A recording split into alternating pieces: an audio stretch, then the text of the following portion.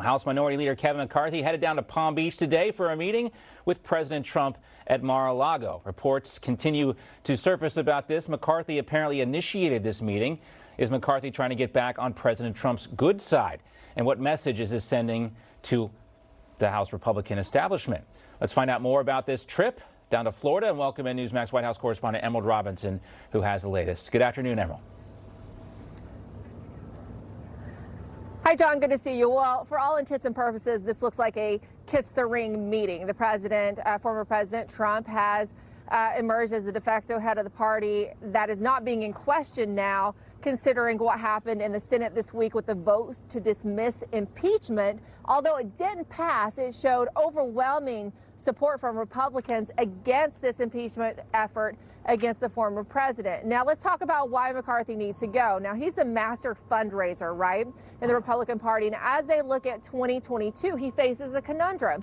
There's the donor base that he is somewhat beholden to that is not necessarily pro-Trump. And then there's the GOP voting base who is extremely pro-Trump. But as the fundraiser, he's going to have to maintain a balance somehow between the two. Also, the president has his own efforts planned for 2022. He's setting up an office down there in Florida. There's been a handful of staff that's already been placed there, and we're actually told that there could be more announcements regarding staffing early next week. So McCarthy knows, he's very politically savvy. He knows he's got to make peace. There was a rift between the two somewhat over impeachment when McCarthy said that the former president held some responsibility for January 6th. Although he didn't support impeachment, he did float the idea of a censure. You know, they have a saying, Emerald, in Washington, there's no permanent friendships, no permanent enemies, just permanent ambition. Great to see you, as always. Well, President Biden expected to sign more executive orders today. This time, it'll be on health care. Health care today, immigration tomorrow, environmental justice yesterday. There's even a new White House environmental office. What exactly is environmental justice as well? What does that mean? Apparently, it means canceling thousands of jobs in the oil and gas and fossil fuel industry.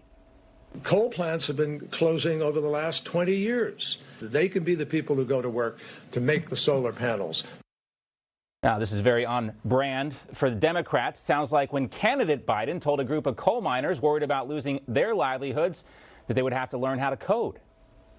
Anybody who can go down 300 to 3,000 feet in the mine sure and hell can learn how to program as well. Give me a break. Anybody who can throw coal into a furnace can learn how to program, for God's sake. Yeah, it's just that easy. Now, it does seem like Democrats and President Biden are more interested in things like environmental justice than our kids, our schools, or that pandemic relief bill that struggling American families are counting on, small businesses too.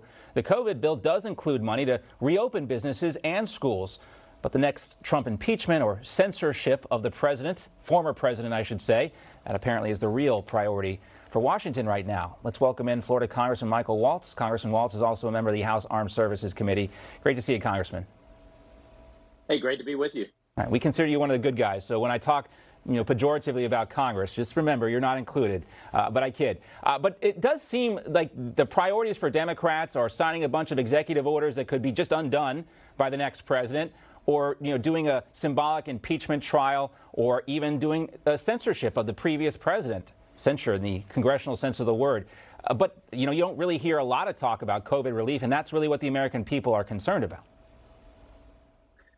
Yeah, no, you're absolutely right. I mean, what Biden is doing is basically signaling to his progressives and trying to keep the progressives happy.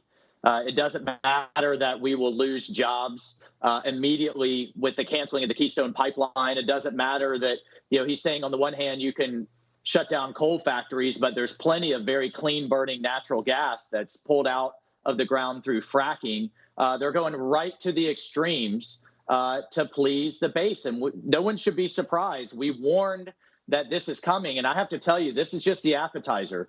The main meal is still coming, and that is Pelosi's H.R. 1 in terms of changing the way we vote. It's a full-on power grab, dropping the voting age to 16, banning any state from asking for voter registration, including in their D.C. statehood, so they get 2 more senators.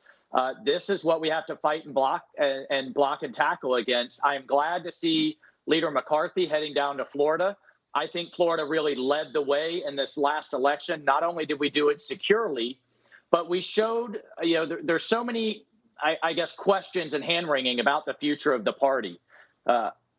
Former President Trump is the leader of the Republican Party. And in Florida, we turned out his base, but also expanded the tent. We had record turnout in Hispanics with both Puerto Rican, Cuban, and Venezuelans. We had real growth in the African-American community, mainly on the school choice issue. We can do both. And I think Florida should be the model going forward. Yeah, it is kind of an example of what can happen when you have the state GOP working together with the national party. Florida can be the result. The opposite of that is what happened in Georgia, and we see the consequences of that as well. Now, the question is, can Biden and Congress actually deliver a coronavirus relief package? There are reports that there are some pragmatic voices inside the administration talking about the potential of something like a $600 to $800 billion package that could actually get 60 votes in the U.S. Senate. But, of course, we know progressive Democrats are pushing President Biden for reoccurring stimulus checks. They think this should come out every single month, regardless of whether you're even attempting to work. Is there any consensus on something that can get done quickly? Well, first, let's just say if you want to stimulate the economy, you want a stimulus, how about open it? And again, I'm biased to Florida, but we've managed to walk and chew gum. We've managed to safely open. Disney is open without any issues. And you know what?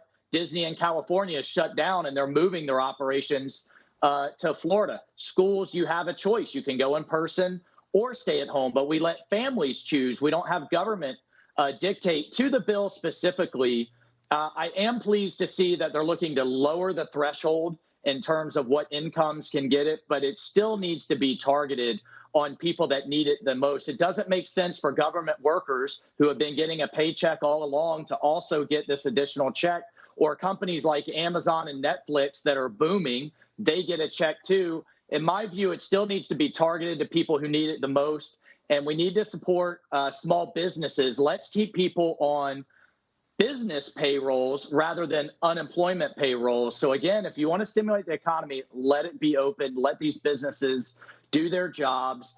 I don't know of a business owner that wants their employees or their customers to get sick.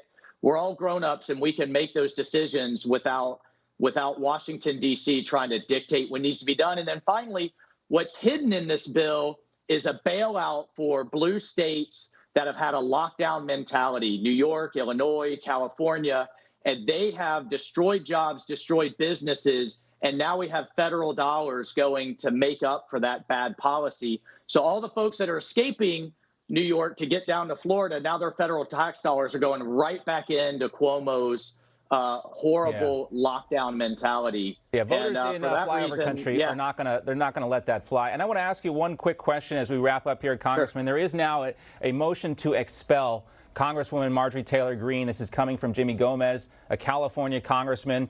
We talked yesterday about the fact this is really up to the constituents of Marjorie Taylor Greene to decide what they want to do here. But do you think this is going to come to a vote on the House floor? And if so, how would you vote? Well, so much for unity, and I'd absolutely vote against it. This is what the Democrats do, right? We can't debate the Constitution. We can't debate the issues or interpretation of the law. They go right to personal attacks and the character smears. Again, if Biden is serious about unifying and moving the country forward, if he truly is the leader of his party, which I think is certainly up for debate, then he'll put a stop to this. He will put a stop to this impeachment trial, going after a president who's already led office. But, at the end of the day, they are pouring fuel on the fire of divisiveness in this country. They're pouring salt in the wounds of so many of former President Trump's supporters. And he's doing the exact opposite of unifying. He's just driving more wedges, led by his allies in the House. Are you concerned at all about some of the reports about Marjorie Taylor Greene and some of the things that she apparently has said online?